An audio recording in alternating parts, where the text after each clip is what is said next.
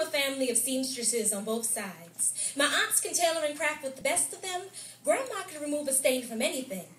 And my mother, who believed stains gave us character, could sketch, create, and sew a dress without a pattern.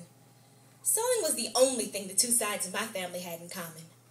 My father's 6 sisters are the epitome of Southern belles. They live their lives the way they want to, and sweep the remnants of mistakes onto decorative rugs, blending their errors into beautiful symphonies. They later beat the rugs outside and hang them to banish the dust that shall never reveal itself as a stain on white sundresses worn on Sunday mornings. My Harlem-born mother was not a Sunday morning type of woman, more of a Saturday night temptress who refused to repent the sin she intended to continue to make. Needless to say, her lack of class stood out like a chip French tip on a perfectly manicured hand. Use the toss forward while you throw your head back with a fake I do believe. In 1982, she became the talk of the rural Louisiana Schutz family. My father's 6 sisters were appalled at the classless welfare mother of 2 bastard children their brother brought home. They didn't know that it had already been put in place, that their whispers were very unladylike, or that my mother was not ashamed of the woman she was. Amongst my father's sisters, she was nothing more than polyester in a world of silk and chiffon. The finer fabrics may be softer and prettier, but they tear easier.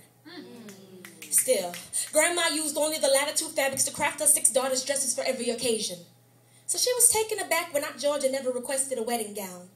But mistresses only wear shame, especially when sowing the seeds of another woman's husband. Grandma used only the softest cotton to make Aunt Una a baby blanket for her first grandson, singing nursery rhymes about how she didn't believe Una's daughter was raped by a college professor.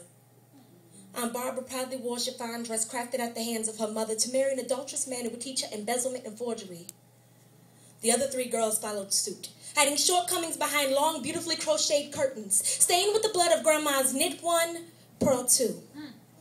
Each one of my aunts was never more than a textile she chose to mask herself, crafting into the patterns set forth for them, traditions of standards, measurements, and exact expectations. Final womanhood at its best, in the shape of a lace-covered silent Southern belle, too afraid to ditch the outlines of lives sketched out for them. So when they hid behind see-through silk and said all those things about my mother, I know that they were just jealous at how she dared to mismatch her fabrics, wore her stains with pride and chose patches over seamless stitching, envious at how she could create without the need to mirror patterns.